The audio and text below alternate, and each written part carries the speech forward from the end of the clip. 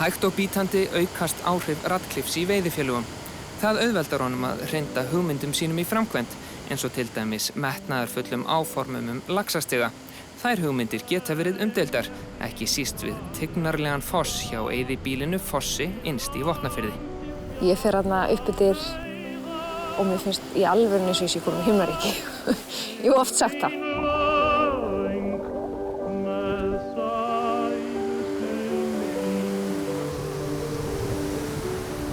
Laxinn kemst ekki lengra en hingað því hann getur ekki sýnt upp fossinn.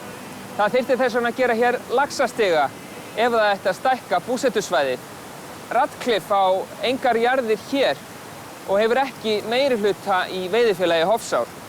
En hann fullyrti í fréttatilkynningu sem hann sendi frá sér í sumar að það væri hluti af langtíma áætlun að gera laxastiga í Hofsá.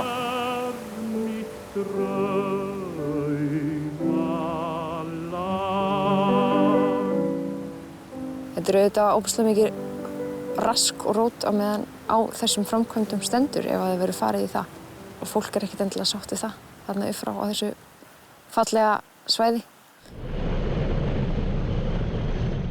Ég er á móti því.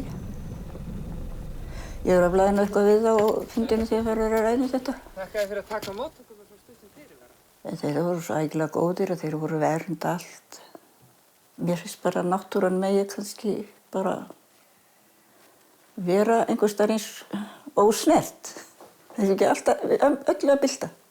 Já. Við ættum okkur ekkert að þvinga þessu ofan í einhverja sem ekki vilja þetta.